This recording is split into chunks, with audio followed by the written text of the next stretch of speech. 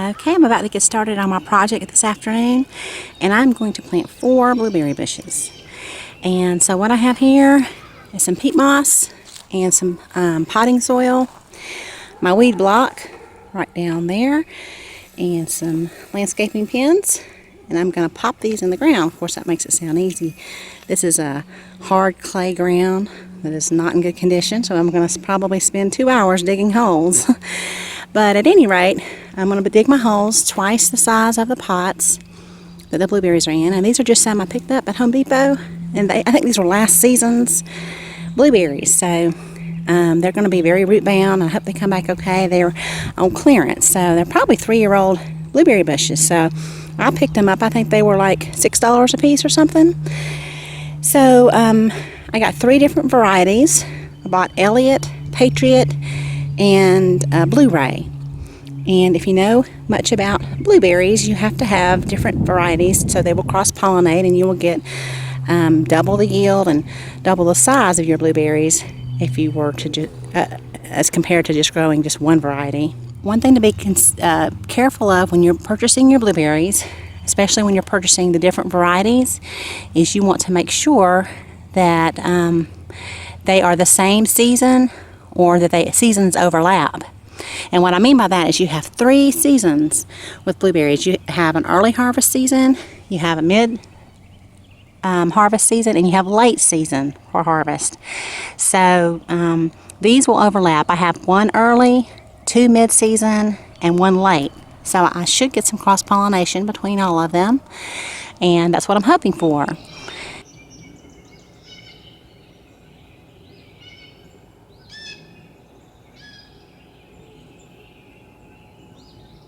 So be aware that when you purchase your blueberries, to make sure you get a couple different varieties. They will still produce if you don't, but you will not get near the yield. And there's one variety that I did pick up that I researched that is supposed to be a really good blueberry bush. It's very versatile as far as the places you can plant it, the climates, the elevation. It's called Blue Crop.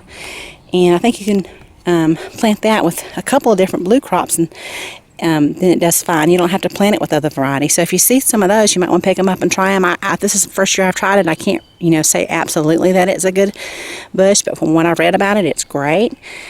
So FYI on that one. And you also need to be aware of there's different kind of blueberry bushes you can get. These are Highbush, and I think the other ones are called Lowbush. So I have 3 different varieties of Highbush blueberries. So I'm going to go ahead and get these in the ground. Okay, this is my first hole, and we'll test the size here and see how big it is compared to the pot. It's about double the size. So I'm going to go ahead and start filling this in with some peat moss and organic gardening soil. It's not actually potting soil. I thought I said potting soil, but it's garden soil. Because blueberries love acid and acidic soil. So I'm going to put some of that in there before I place my bush. Okay. And some garden soil next.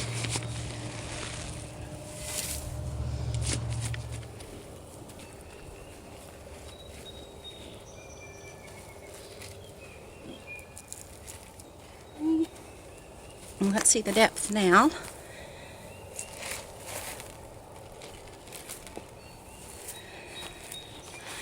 I still want it a little bit higher. I want the blueberry bush level, or a little bit, about an inch higher than the ground.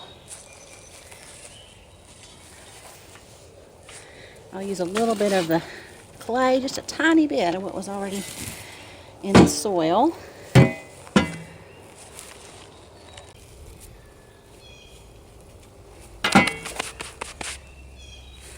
Let me test it now. I like that much better. Now let's see how root bound it is. Pretty root bound. I'm going to break up the roots just a little bit.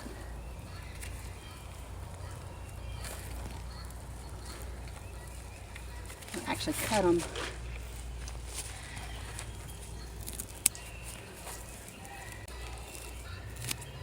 know a lot of people are probably saying, "Oh, what are you doing?" This is going to help it though. Don't like root-bound plants.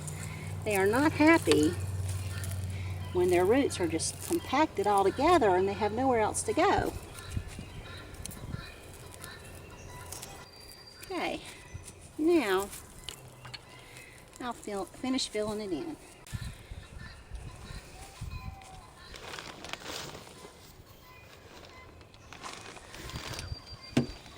A little more peat moss, a little more garden soil, and let's mix this in really good.